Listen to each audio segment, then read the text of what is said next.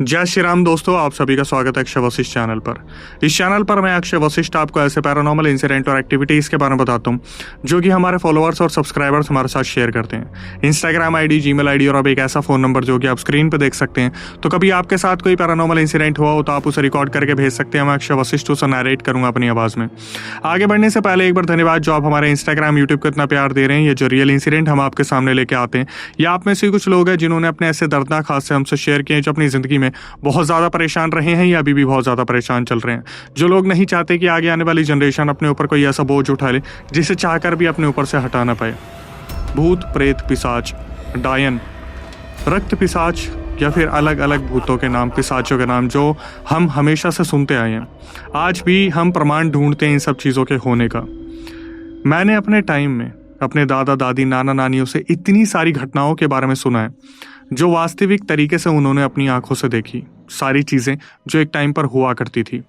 मैं बात करूं दिल्ली की, या बात करूं हरियाणा की, या बात करूं राजस्थान की, मैंने तीनों ही जगह पर ऐसे ऐसे इंसिडेंट देखे हैं, सुने हैं, जिससे मेरा इंटरेस्ट हमेशा से पैरानॉर्मल की चीज़ों के आसपास हमेशा इर्द गिर्द घूमता रहा। जब लोग मुझसे पूछते हैं कि अक्षय भाई पैरानॉर्मल ही क्यों, हॉरर कैटेगरी ही क्यों, तो मैं सिर्फ हर क्रिएटर को ये समझाने की कोशिश करता हूँ कि अपनी ज़िंदगी में वो चीज़ कीजिएगा जिसमें आपको सबसे ज़्यादा इंटरेस्ट है। और मेरा इंटरेस्ट बना एक ऐसे इंसिडेंट से जो आज मैं आपके सामने रखने वाला हूँ। बहुत कम जगह पर मैंने इस इंसिडेंट के बारे में बताया है। ये इंसिडेंट राजस्थान का है। राजस्थान में हमारा एक बहुत बड़ा कुनबा है, हमारी एक बहुत बड़ी फैमिली है। प्राइवेसी कंसर्न्स की वजह से मैं बहुत ज़्यादा नहीं बता पाऊंगा, लेकिन इंसिडेंट आपको पूरे अच्छी तरीके से मैं बताने वाला हूं, तो ध्यान से सुनिएगा। आज मैं आपको बहुत सारे मल्टीपल इंसिडेंट सुनाने वाला हूं जो हमारे सब्सक्राइबर्स के भी हैं, लेकिन पहले मैं शुरुआत करूंगा अपने इंसिडेंट से। जहां राजस्थान की मैं बात कर रहा हूँ वहाँ पर छत पे सोते थे हम। ये बात है सन 2000 की। और अक्सर ऐसा हुआ करता था जब हम छत पे सोया करते थे तो जो हेड पंप होता है, जो नलका चलता है, वो कभी कभार रात को 12 से 2 के बीच में अपने आप चलने लगता था। हम हमेशा जहाँ रहते थे, जहाँ सोते थे, जिन रिलेटिव्स के पास जाते थे, हमेशा पूछते थे कि ये कैसे पॉसिबल हो सकता है। हमारे रिलेटिव हमें यही बताते थे कि साइड में एक हवेली है, उस हवेली में एक इंसान था जो पानी भरने आता था। उस हवेली में बहुत ज़्यादा नशे पत्ते होते थे। अक्सर लोग वहाँ पर जाया करते थे, अलग अलग तरीके के नशा किया करते थे। एक दिन एक इंसान उस हवेली पे टॉप पर गया होगा, शायद उसने कोई नशा करा, सबसे ऊपर वाली जगह पर वो गया, और कैसे उसका पैर फिसला ये किसी को समझ नहीं आया, या उसे किसी ने धक्का मारा। मतलब इस तरीके से वो इंसान गिरा कि वो सीधा हेड पंप के ऊपर गिरा। और फिर कहते हैं कि अक्सर रात को वो जो इंसान है वो हेड पंप से पानी भरने आता है। इसी चीज़ के चलते देख उस हेड पंप के बगल में एक मंदिर बना दिया गया। हालांकि ये घटनाएं अब वहाँ पर बहुत कम होती है, लेकिन ये चीज़ें हमने अपनी आंखों से देखी है। जब हम राजस्थान जाया करते थे तो रात को अचानक से चिल्लाने की आवाज़ें आती थी, और हमारे रिलेटिव्स हमें बताया करते थे कि उस लड़की के अंदर पिछले 7 साल से एक जिन आ रखा है जो उसे छोड़ के जाने को तैयार नहीं है। और रीज़न कि उसने एक टोटके पर पैर मार दिया था, या गलती से उसका पैर शायद कहीं पर आ गया था। अब मैं आपके सामने एक और इंसिडेंट बताने वाला हूँ, जिस इंसिडेंट को मैंने हॉरर कॉन इवेंट में बताया था जो कि दिव्य भाई ने ऑर्गेनाइज किया था, खोनी मंडे वाले भाई ने। ये इंसिडेंट अभी रिसेंटली ही मैंने जाना, क्योंकि बचपन से हमें बताया गया था कि हमारे एक रिलेटिव है जो बहुत बड़े भक्त थे। वो इतने बड़े भक्त थे कि अगर उन्होंने दिया जला के रखा हुआ है, मान लो छत पर उन्होंने दिया रखा हुआ है और बारिश भी आ गई तो वो दिया बुझता नहीं था। मतलब वो माता के इतने ज़्यादा भक्त थे, हनुमान जी के इतने ज़्यादा भक्त थे कि हमेशा उनकी तारीफ हुआ करती थी। वैसे वो वैद्य हैं, और गांव में, जिस गांव की बात मैं कर रहा हूँ, वहाँ पर वो वैद्य के नाम से फेमस हैं। अभी भी वो जीवित है और अभी भी मैं उनसे मिलता हूँ। और हमेशा मैं ये चीज़ जानना चाहता था कि उनके साथ ऐसा हुआ क्या है। मैं हमेशा यही पूछता था कि आप इस चीज़ के बारे में बात क्यों नहीं करते हो, क्योंकि जब भी मैं उनके पास जाता हूँ और मेरे कंटेंट के बारे में वहाँ डिस्कस होता है तो हमेशा एक ही चीज़ निकलती है कि यार छोड़, इस बात को हम रहने देते हैं, बात नहीं करते हैं। अगर हम साथ में भी बैठे हैं तो हमेशा हमारी ये बात हुआ करती थी कि आप इस टॉपिक से इतने भटकते क्यों हो। और फाइनली उन्होंने मुझे बताया जो उनके साथ हुआ। वो हादसा इतना ज़्यादा खतरनाक था। उन्होंने बताया कि यह पूरा इंसिडेंट गांव का है, राजस्थान के आसपास एक गांव, जहां पर उनके घर के बगल में एक घर बनने लग रहा था। और जहां पर वो घर बन रहा था उसी घर के नीचे एक लड़का बैठा हुआ था जिसका नाम हम नीशू रख लेते हैं। नीशू एक ऐसा लड़का जो सबसे बहुत घुल मिल के रहा करता था। तो हमारे रिलेटिव का जो घर था उनके बगल वाले घर के वहाँ पर वो लड़का बैठा हुआ था और उस घर का काम चल रहा था। वो घर पूरा अंडर कंस्ट्रक्शन में था। तो नीशू जो था एक छज्जे के नीचे बैठा हुआ था। वो जो छज्जे की बात मैं आपको बता रहा हूँ, छज्जा गाँव में ऐसा होता है कि छत होती है और उसके आगे थोड़ा सा एरिया निकाल देते हैं, वहाँ पर सामान भी रखा जाता है और वो छाँव देने के लिए बहुत काम आते हैं। तो जब नीशू वहाँ पर बैठा हुआ था, मजदूरों को डायरेक्शन दे रहा था और बता रहा था कि ये काम ऐसे करना है वैसे करना है, एक बहुत बड़ा हादसा हुआ। वो छज्जा अचानक से सर पर गिरा नीशू के, और मेरे जितने भी रिलेटिव थे इंक्लूडिंग मेरी मम्मी ने भी इस चीज़ को देखा कि उस इंसान का, उस लड़के का सर वहाँ पर खुल गया और वहाँ पर उसकी शरीर के अंतड़ियाँ इस तरीके से बाहर आके गिर गई। जिस तरीके से मेरी मम्मी आज बताती है इस चीज़ को, वो बताती है कि जैसे उन्होंने रील होती है ना जिससे आप कपड़े सीलते हैं, जो मशीन में रील लगाई जाती है, धागा जो होता है, उस तरीके से ब्रेन में से अलग अलग चीज़ें निकल के गिर गई। मेरी खुद की मम्मी 10 दिन तक सदमे में रही थी और उसके बाद क्या हुआ, मेरी मम्मी वहाँ से वापस आ गई, लेकिन फिर भी सपने तो बुरे बुरे आते ही थे मम्मी को उस टाइम पर। लेकिन इसके बाद क्या हुआ, जो मेरे रिलेटिव थे उनके साथ ये हुआ, वो एक दिन रात को, वैद्य का काम मैंने बताया कि एक दिन रात को वो अपनी दुकान से वापस आ रहे थे, जहाँ पर भी उन्होंने पूरा इंतज़ाम कर रखा था दवाई देने का। वापस आते टाइम जब वो आ रहे थे तो उन्होंने देखा कहीं पर एक चौकी लगी हुई है, वहाँ पर माता का कीर्तन हो रहा है, जागरण हो रहा है और बहुत आलीशान तरीके से लोगों ने वहाँ प्रबंध कर रखा है। तो जो मेरे रिलेटिव आ रहे थे उन्होंने सोचा कि मैं जब जा ही रहा हूँ तो वहाँ से हाथ जोड़ता हुआ निकल जाता हूँ।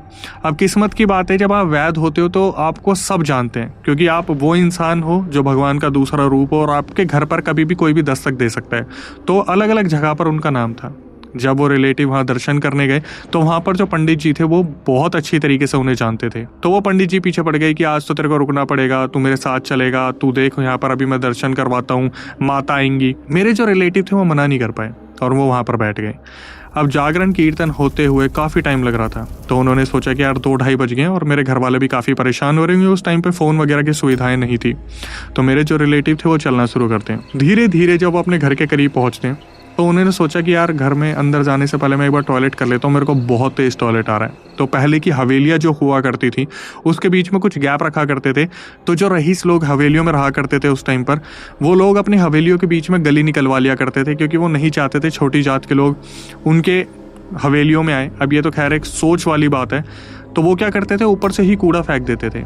और मेरे जो रिलेटिव थे उन्होंने क्या करा, उसी गली में टॉयलेट करना स्टार्ट कर दिया। अब जब वो टॉयलेट कर रहे थे, अचानक से क्या हुआ, उन्हें ऐसा लगा जैसे मेरे पीछे कोई है। उनका कॉलर किसी ने पीछे से पकड़ा और उन्हें खींच के ज़मीन पे देके मारा। उस टाइम पर जो मेरे रिलेटिव थे वो उठे, उन्होंने आगे पीछे देखा। उन्होंने ना ही अपनी ज़िंदगी में कभी ड्रिंक की है, हमारा पूरा परिवार ब्राह्मण्स का है। उन्होंने ना नॉनवेज को छुआ, ना कोई अपनी तरफ से गलत काम करा। लेकिन आज उनको सबसे बड़ा क्वेश्चन जो दिखा वो ये था कि मेरे साथ ये कैसे हुआ। वो उठे, उन्होंने इधर उधर देखा, टॉयलेट करना स्टार्ट करा। फिर दोबारा किसी एंटिटी ने एकदम से उनको पीछे से पकड़ा, कॉलर देके फिर दोबारा देके मारा। इस बार जब वो आगे पीछे देखना शुरू करते हैं तो वहाँ पर उन्होंने जब मेरे सामने ये चीज़ बताई तो उनके चेहरे पे जो दर्द था वो मैं आपको बताऊंगा और आप बुरी तरीके से दहल जाएंगे। उन्होंने बताया कि नीशू जैसा एक दिखने वाला एक बहुत बड़ी आकार का कोई पिशाच मेरे सामने खड़ा था। इन्होंने क्या करा, इन्हें पता था कि अगर मैं अभी नहीं भिड़ूंगा, अभी नहीं लड़ूंगा या फिर भगवान का नाम नहीं जपूंगा, अपनी शक्ति का प्रदर्शन मैंने नहीं दिखाया, हनुमान जी का नाम लेकर अगर मैंने वार नहीं करा तो यह आज रात मुझे ले जाएगा। वो जो नीशू नाम की एंटिटी थी उसको पूरे गाँव में अलग अलग जगह पर देखा गया था और लोग दावा करते थे कि कहीं ना कहीं वो जो एंटिटी वो दिखती रहती है। आज मेरे रिलेटिव ने उन्हें साक्षात देख लिया। मेरे जो रिलेटिव थे उन्होंने हनुमान जी का नाम लिया और वो सीधा लड़ने के लिए कूद गए। वहाँ पर जो उनकी मुठभेड़ हुई रिलेटिव की, उन्होंने बताया कि मैं हाथ पैर चला रहा हूँ लेकिन उसको कोई फ़र्क नहीं पड़ रहा। ऐसा लग रहा है जैसे मैं किसी पेड़ पे हाथ चला रहा हूँ या किसी स्टील के डंडे को मार रहा हूँ या किसी ऐसी चीज़ को जिसमें जान नहीं है। और जब मेरे हाथ पैर लगे, मतलब जो सामने वाली एंटिटी है, जब उसने मुझे मारना स्टार्ट करा तो मैं खूनम खान हो गया। और मेरे जो रिलेटिव थे उन्होंने बताया कि उस टाइम पर ऐसा हो गया कि मैंने हार नहीं मानी, लेकिन सामने से मैंने एक इंसान को आते देखा साइकिल पर, वो हमारा ही रिलेटिव था। तो वो जो रिलेटिव आए थे दूसरे साइकिल पे, वो पूछते कि तू यहाँ क्या कर रहा है और तू इतना खूनम खान कैसे हो रखा है। तो उन्होंने बताया कि मैं ऐसे ऐसे आ रहा था और किसी चीज़ ने मुझे पीछे से हिट करा, मेरा एक्सीडेंट हो गया। मतलब उन्होंने ये नहीं बताया कि उनके साथ हुआ क्या था। उसके बाद मेरे जो रिलेटिव थे वो दूसरे साइकिल वाले जो रिलेटिव थे उनके साथ उनके घर गए, वो अपने घर नहीं गए, क्योंकि उन्हें पता था मैं अपने घर जाऊँगा तो ये एक बहुत बड़ा बवाल बन जाएगा कि मुझे हुआ क्या है।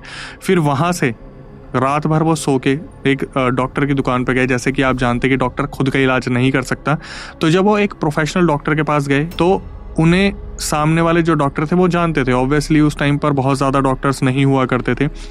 तो जब मेरे रिलेटिव से पूछा गया, प्रोफेशनल डॉक्टर ने पूछा कि क्या हुआ है, मुझे सच सच बताओ, तो उन्होंने सारी बातें बताई कि मेरे साथ ऐसा ऐसा हुआ है। अब पट्टी मरम्मत करवाने के बाद वो वापस घर पे आते हैं। अब घर पे भी पूछा जाता है तो उन्होंने बताया मेरा एक्सीडेंट हो गया। अगले 10 दिन तक उन्होंने इस सच्चाई को छुपा के रखा। फिर 10 दिन बाद ये राज निकल के आया कि ऐसे ऐसे नीशू मुझे दिखाता और मेरे ऊपर उसका हमला हुआ। मतलब एक पिशाच ने जो मेरे रिलेटिव हैं उन पर हमला किया था। अब सुन के ऐसा लगता है कि ये चीज़ कैसे पॉसिबल हो सकती है, लेकिन उसके बाद भी ये चीज़ें होती रही। जैसे कि किसी की अगर मेडिकल स्टोर की दुकान है और वो मेडिकल स्टोर में सोया करते थे, क्योंकि पहले के टाइम पर चोरियाँ बहुत होती थी, तो अचानक से गेट खटखटाया जाता था और बस एक आवाज़ आती थी कि मुझे खाना चाहिए, मुझे खाना चाहिए, मुझे खाना चाहिए। तो मेरे रिलेटिव पहले दिन तो काफ़ी डरे। जो दूसरे वाले थे, इनकी बात नहीं कर रहा हूँ, जो अभी मुठभेड़ जिनसे हुई थी, दूसरे रिलेटिव, फिर उनसे छोटे वाले को भी परेशान करा गया।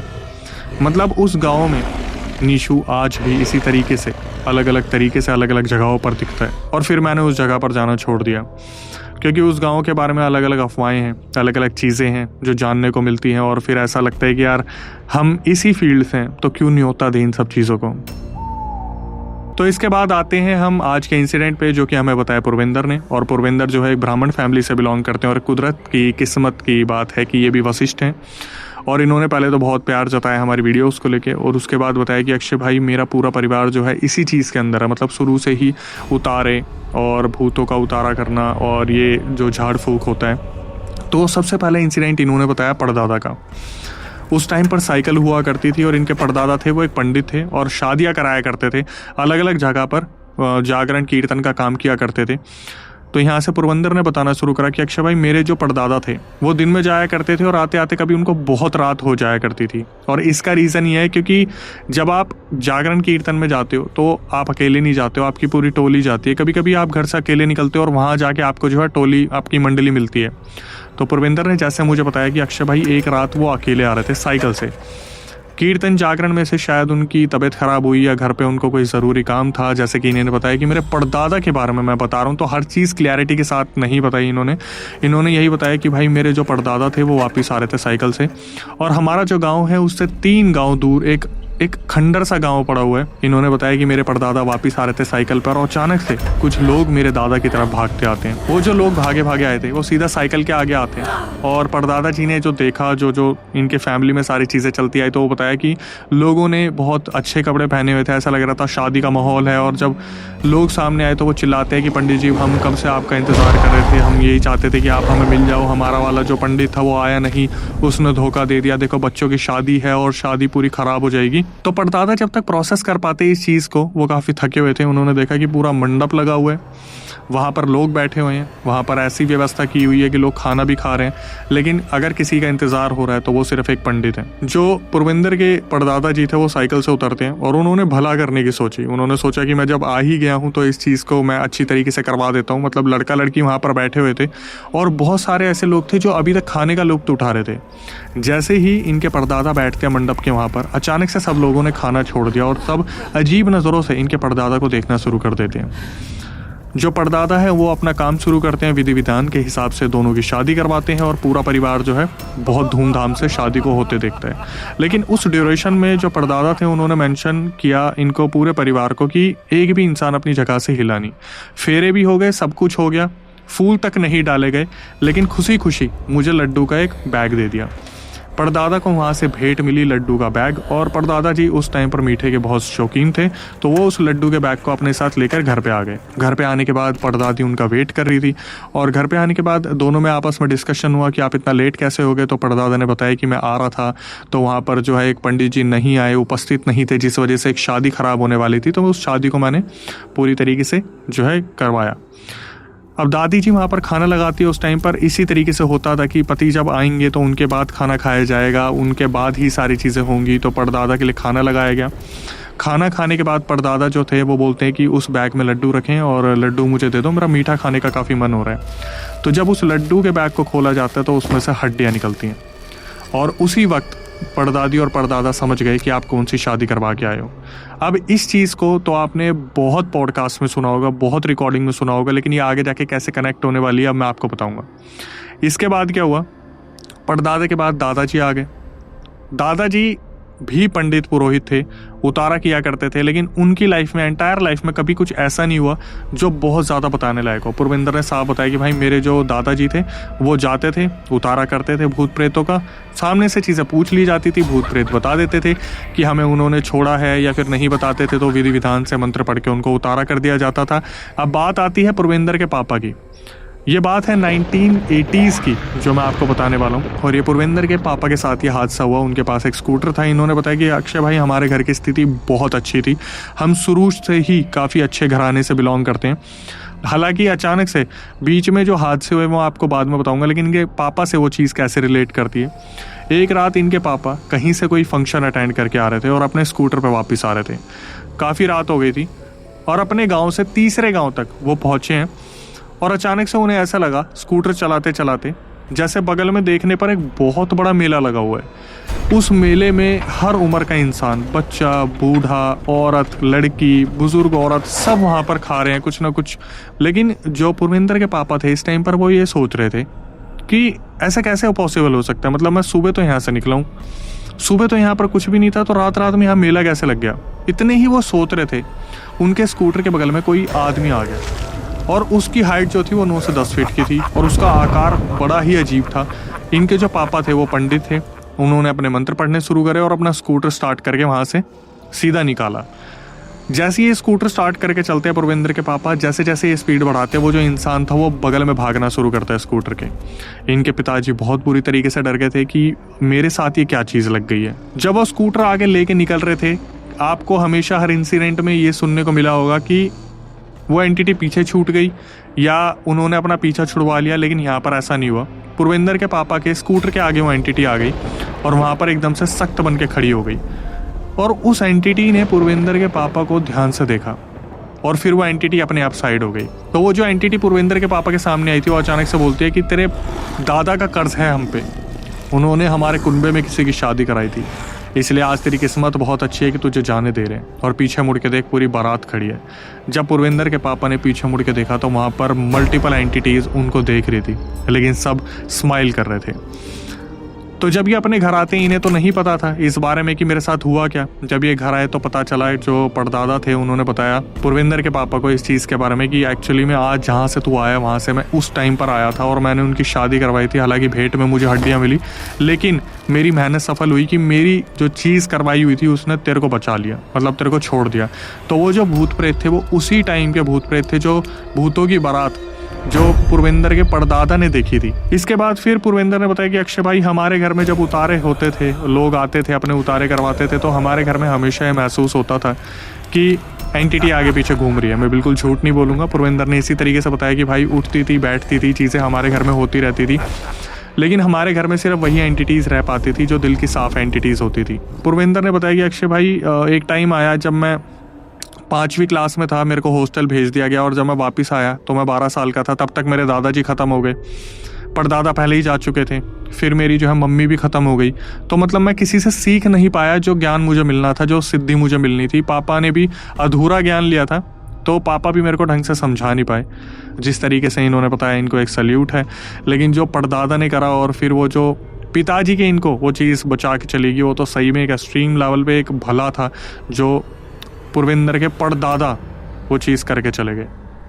मुझे ऐसा लगा मुझे 24 घंटे जिस दिन मैं बैठा हूँ मुझे कोई घूर रहा, कहूँ भाई मेरे पास एक तो बानू हुआ, और भाई इतना होता है तो पर मेरी एकदम गिरा और भाई मैं बाजू टूट गई, तो नो रीज़न भाई टूट गई वो बाजू।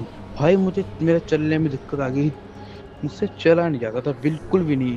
वहाँ पे जाके मेरी ऐसी हालत हो गई, मेरे से हल्का भी नहीं चला जा रहा, थोड़ा सा भी नहीं चला जा रहा एकदम। मेरे को उठा के ले जाए, मेरे को 2 बंदों ने पकड़ा शोल्डर से, उठा के ले गया। इसके बाद का आज का रियल इंसिडेंट जो कि हमें गुरबाग ने बताया, इससे पहले आपने ऑडियो रिकॉर्डिंग सुनी होगी, और गुरबाग जो है वो भी पंजाब के रहने वाले हैं। इन्होंने बताया कि अक्षय भाई ये बात है जब मैं सिर्फ 12 साल का था, पहली बार मुझे एक सपना आया। सपने में एक बच्चा मुझे बहुत बुरी तरीके से पीट रहा था, मुझे समझ नहीं आया कि मेरे साथ हुआ क्या। जब इनकी सुबह आँख खुलती है तो ये पसीने पसीने हो रखे थे। इन्होंने अपने मम्मी पापा को इस बारे में नहीं बताया, ये सोच के कि शायद मेरा वहम था। और एक 12 साल का बच्चा इस चीज़ को किस तरीके से बताता। पंजाब में इन्होंने बहुत सारी चीज़ों के बारे में सुना भी था, लेकिन इनकी फैमिली जो थी वो बहुत ज़्यादा स्पिरिचुअल थी। सुबह शाम गुरुद्वारे जाना, पाठ करना, रात को 2-2 बजे पाठ करना। तो गुरबाग ने बताया कि अक्षय भाई, मेरे साथ अब रोज़ ऐसा होने लगा कि जब भी मैं सो के उठता तो मेरी हालत ख़राब होती, क्योंकि उस बच्चे ने मुझे सपने में रोज़ पीटना था। फाइनली एक दिन आया जब इन्होंने अपनी मम्मी पापा को बताया कि मेरे साथ ऐसा हो रहा है, और फिर ये लोग दिखाते हैं कि नहीं पंडित जी को जो इनके धर्म में थे, तो उन्होंने बताया कच्चा कलवा नाम का जो एक छोटा पिशाच है या एक एंटिटी है, वो जो है इसे परेशान करे, क्योंकि इसका पैर कहीं पर लग गया था। फिर गुरबाग का उतारा करा गया, लेकिन उस उतारे में उनको एक धागा दिया गया। तो गुरबाग ने बताया अक्षय भाई, जैसे लोग सुनते हैं ना कि उतारा हो गया और सब ठीक हो गया, मेरे साथ ऐसा बिल्कुल भी नहीं था। एक दिन ये वापस आ रहे थे स्कूल से, जब शायद 2-4 साल इनके बीत गए होंगे, और इन्हें धागा उतारने के लिए मना करा था। ये बोला था ये धागा अपने आप उतर जाएगा। जब ये स्कूल से वापस आ रहे थे तो इनके दोस्त इन्हें क्रिकेट खेलते मिले, झूला झूल रहे थे, आपस में सारे बच्चे खेल रहे थे। और उस टाइम पर मोबाइल का ज़माना इतना ज़्यादा बोलबाले पे नहीं था जैसे आज के टाइम पर है। तो ये आते वक्त अपने दोस्तों के साथ स्कूल से खेलने लग गए। ये झूला झूल रहे थे और अचानक से इनकी जो बाजू थी वो कहीं से टूट गई गिरने के कारण। जब इनके घर पे खबर गई इस चीज़ के बारे में कि गुरबाग के साथ ऐसा हुआ, तो उन्हें फटाफट से उठा के हॉस्पिटल ले जाया गया। और हाथ सही करने के चक्कर में डॉक्टर्स ने क्या करा, उस काले धागे को काट दिया। काटने के बाद गुरबाग की जो हालत थी वो बद से बदतर होने लगी। इन्होंने मेंशन किया कि अक्षय भाई, हाथ टूटा हुआ है, मैं हाथ टूटे में घर आया हूँ और मैं ढंग से खा नहीं पा रहा, कुछ कर नहीं पा रहा, और मेरा बॉडी वेट बढ़े जा रहा है। मेरी मम्मी के साथ भी यही हो रहा था। हमारे घर पे पता नहीं अचानक से कौन सा एक प्रकोप टूटा, ऐसा लगा जैसे कच्चा कलवा जो था, जो फैमिली थी भूत प्रेतों की, उन्होंने अचानक से हमारे घर पे दस्तक दी। इन्होंने बताया कि अक्षय भाई, उस दिन के बाद हमारी फैमिली में इतने बुरे हाल हो गए। जब भी हम किसी से मिलते तो वो बताता कि यार एंटिटी बहुत बड़ी है, धागा दिया गया था, फिर वो धागा टूट गया, ऐसा है वैसा है। तो इन्होंने क्या करा, गुरुद्वारे का सहारा लेना शुरू करा। अब जब गुरुद्वारे का सहारा लेना शुरू करा, बीच में जैसे एक होता है कि जब आपकी तबीयत ठीक नहीं होती तो आप भगवान को पूज नहीं पाते, याद नहीं कर पाते, तो इन्हीं के धर्म के जो एक बहुत पूजनीय सिद्धि पुरुष इंसान थे, उन्होंने बताया कि आपको गुरुद्वारे लेके जाना चाहिए अपने बच्चे को। उस टाइम पर गुरबाग ने बताया कि अक्षय भाई, मेरे सामने की बात है, मेरे घर वाले पूरा इंसिस्ट कर रहे हैं मुझे गुरुद्वारा ले जाने के लिए और मैं नहीं जाना चाहता। मुझे बार बार एक आवाज़ आ रही है कि मत जा मत जा मत जा मत जा मत जा मत जा। ज़बरदस्ती इन्हें गुरुद्वारे ले जाया गया। गुरुद्वारे जाते हैं, वहाँ पर ये आशीर्वाद लेते हैं, इनका झाड़ा होता है, और जब ये घर पे वापस आते हैं तो इनकी हालत इतनी ज़्यादा ख़राब होगी। गुरबाग ने बताया कि अक्षय भाई, मेरी इतनी बुरी हालत होगी कि मैं कब सो गया मुझे पता नहीं चला, लेकिन जब मैं उठा मेरे अंदर से सारी बीमारियां, सारे दर्द बिल्कुल दूर हो गए थे। गुरुद्वारा जाना इनके लिए इतना प्लस पॉइंट हुआ कि जिन्होंने भी इनको वो एक डायरेक्शन दी कि आपको जाना चाहिए, जिनको आप मानते हो उनको पूछना चाहिए, तो वहाँ से बिल्कुल ठीक हो गए। उसके बाद इन्होंने बताया कि अक्षय भाई, फिर मेरी नानी के साथ कुछ अजीब चीज़ें होना स्टार्ट हो गई। मेरी नानी को 2 औरतें दिखती थी, और वो मेरी नानी को नहीं दिखती थी, सामने वाले घर में एक बुजुर्ग औरत थी, उनको भी दिखती थी। वो आपस में डिस्कस करते थे कि नानी को लेने के लिए कोई 2 औरतें आती थी और एक ही बात बोलती थी कि आज हम तुझे लेके जाएंगे। घर पर जब बार बार पूजा पाठ हुआ करती थी और पाठ हुआ करते थे बहुत बेहतरीन तरीके से, जब पूजा पाठ हुआ करती थी, वो औरतें 2 गायब हो जाती। फिर कोई एक आदमी आ जाता और वो यही बोलता कि बेबे तेरे जाने का वक्त हो गया, तू अपने आप को ज़बरदस्ती मत रोक, तुझे हम लेके ही जाएंगे। और ये चीज़ कैसे कंफर्म हुई, क्योंकि नानी जी एक टाइम के बाद तो ख़त्म हो ही गई थी, लेकिन घर परिवार में जब आपस में बात होती है तो सामने वाली औरतें बताती है कि हम ये देखते थे कि जैसे नानी जी सो रही है तो 2 औरतें सफ़ेद कपड़ों में चल के आती थी, मेरी तरफ देखती थी तो मैं नज़र छुपा लेती थी, लेकिन हमेशा मैं देखती थी कि नानी जी उनके आने पर बिलक बिलक कर रोया करती थी, चिल्लाया करती थी, और फिर घर में बताती थी कि ये 2 औरतें मुझे लेने आई है। इसके बाद इन्होंने बताया कि अक्षय भाई, फिर मेरे घर में ये चीज़ें जो हैं वो इसी तरीके से रही, लेकिन कुछ टाइम बाद हमारे घर में सब कुछ ठीक हो गया। लेकिन जो चीज़ें इनकी ज़िंदगी में हुई, अगर आप रिकॉर्डिंग सुनोगे तो उस रिकॉर्डिंग को आप सुनोगे, उसमें गुरुद्वारे के पीछे आवाज़ आ रही है। इन्होंने बताया गुरबाग ने कि अक्षय भाई, जब वो पल मैं याद करता हूँ, जब वो कच्चा कलवा मुझे मारा करता था सपने में आके, तो मैं इतनी बुरी तरीके से डर जाता हूँ कि आज भी मैं उन चीज़ों को ढंग से बता नहीं पाता। इसके बाद moral of the story conclusion कि आपको आते वक्त रास्ते में देखना है कि कहीं पे आपका पैर ना लग जाए, नंबर 1। दूसरा, कुछ जगह बहुत मनहूस होती है, हमेशा आपको वहाँ पर देख कर जाना चाहिए, हमेशा सोच कर समझ कर कुछ चीज़ें करनी चाहिए, हमेशा चैलेंज ले लेना, दोस्तों के साथ कहीं भी चले जाना, अपने ऊपर कोई भी एक श्राप ले लेना, एक कर्ज एक फैमिली को बर्बाद करने के लिए काफ़ी होता है। जब कभी आप रात को कहीं से गुजर रहे हैं और आपको लगे आपके पीछे कोई है, तो अवॉइड करना है, जितना ज़्यादा हो सके नज़र बचाने की कोशिश करना है, क्योंकि कोई एंटिटी वहाँ पर हो सकती है। जैसे अभी आप वीडियो देख रहे हो और आपको लगे आपके बगल में कोई है, हो सकता है कि वहाँ पर भी कोई एंटिटी हो, हालांकि मेरा ऐसा कोई डराने का मोटिव नहीं था, लेकिन मैं हमेशा आपको ये समझाने की कोशिश करता हूँ, अंधेरे रास्तों से निकल कर जब आप आ रहे हैं तो थोड़ा सा ध्यान रखिए कि वो सुनसान जो चीज़ें होती हैं वो कहीं आपको चपेट में ना ले लें। इसी तरीके से हमारी वीडियोस को आप प्यार देते रहिए, हमें आपके प्यार की बहुत ज़्यादा ज़रूरत है। हम अब मल्टीपल इंसिडेंट एक ही वीडियोस में कवर करने की कोशिश करेंगे। अगर आप इस वीडियो पर कमेंट करेंगे कि आपको ये वीडियो पसंद आई है, जितना ज़्यादा हो सके इसी तरीके से प्यार देते रहिए चैनल को। और एक चीज़ जो हमेशा मैं मेंशन करता हूँ कि हमारा एक दूसरा चैनल है जिसका नाम है अक्षय वशिष्ठ हॉरर शो, वो मेरे दिल के बहुत करीब है, क्योंकि जिस तरीके से रियल इंसिडेंट भेजे जाते हैं उसी तरीके से उस चैनल पर बहुत सारे लोग आते हैं और बताते हैं कि उनके घर में क्या बीती हुई, कैसे उन्होंने अपने पितरों का एक निरादर किया, कैसे उन्होंने अपने कुल देवी देवताओं का गलती से निरादर किया या उन्हें पता ही नहीं था उनके कुल देवी देवता कौन है, कर्ज कैसे उनके परिवार में आ गया, कैसे टोटके लगे, कैसे उनके परिवार में काली क्रियाएं चली, कैसे जो है रिलेटिव्स ने हमारे ऊपर ये सब कुछ किया।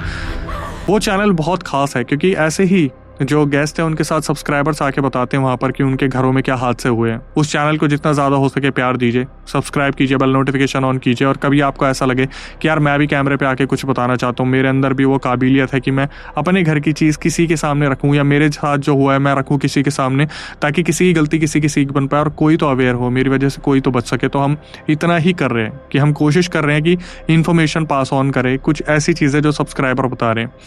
उसकी पूरी प्रक्रिया मैं आपको बताता हूँ। स्क्रीन डिस्क्रिप्शन पे आपको एक नंबर दिख रहा होगा जो कि हमारा व्हाट्सअप नंबर है, उस पर पूरे रियल इंसिडेंट रिकॉर्ड करके भेज दीजिए और मेंशन कर दीजिए कि भाई मैं पॉडकास्ट में आना चाहता हूँ। दिल्ली में हमारा सेंटर है, रिकॉर्डिंग को एक बार रिव्यू किया जाएगा, उसके बाद हम बातचीत करेंगे, कैमरे के सामने बैठेंगे, कोशिश करेंगे कुछ ऐसा कंटेंट लाए जिससे किसी गलती किसी की सीख बन पाए। इसके बाद कभी आपके साथ कोई पैरानॉर्मल इंसिडेंट हुआ तो आप इसे रिकॉर्ड करके भेज सकते हैं, मैं अक्षय वशिष्ठ से नैरेट करूंगा अपनी आवाज़ में। अब हम फेसबुक पे अवेलेबल है, हमारी वेरीफाइड प्रोफाइल आपको दिख रही होगी।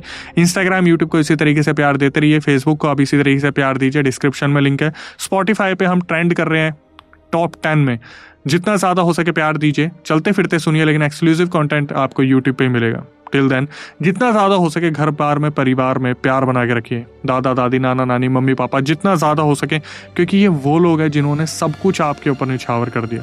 किसी घर में अगर कोई दादा दादी अलग है, नाना नानी अलग है, उनकी मैं गारंटी नहीं लेता, लेकिन ज़्यादातर दादा दादी नाना नानियों ने अपने परिवार के बच्चों को, पोते पोतियों को बहुत प्यार से पाला। अब आपका टाइम है जब आप उनके लिए कुछ खास कर दे, कुछ अच्छा कर दे जिससे वो उनका दिन बन जाए। कुल देवी देवता, ग्राम देवता, आपके जितने भी आपके भगवान हैं, जो भी आपके मज़हब में जिनको पूजा जाता है उनको पूजिए, क्योंकि उन्हीं का साथ सबसे बड़ा है और इसके बाद माँ बाप सबसे ऊपर है। जितना ज़्यादा हो सके चैनल को इसी तरीके से प्यार दीजिए। टिल देन नई वीडियो नए पॉडकास्ट आने तक stay tuned with the channel. वहाँ से कोई वाइट कलर का 6 फीट का आदमी भागा है वहाँ से एकदम झटके में और वैनिश। उस इंसिडेंट के बाद भाई मैं क्या आपको क्या बताऊँ भाई, मैं उसके बाद ना अपने घर में मैं सो के नहीं उठता था। लगा लो भाई मैं उठता था ना सो के, मैं चद्दर रखता कि जब कोई ऊपर आएगा मैं तब उसके साथ नीचे जाऊंगा, मैं चद्दर से मुंह निकाला था। वहाँ पे जाके मेरी ऐसी हालत हो गई, मेरे से हल्का भी नहीं चला जा रहा, थोड़ा सा भी नहीं चला जा रहा एकदम। ये मेरे को उठा के ले जाए, मेरे को 2 बंदों ने पकड़ा शोल्डर से, उठा के ले गए अंदर। और ऐसे शक्ल आती जो मैंने कभी देखी भी नहीं जिंदगी में। फिर पता नहीं कि कुछ किया था घर वाले लोगों, मुझे झाड़ा करवाया था, फिर मैं ठीक हो गया था।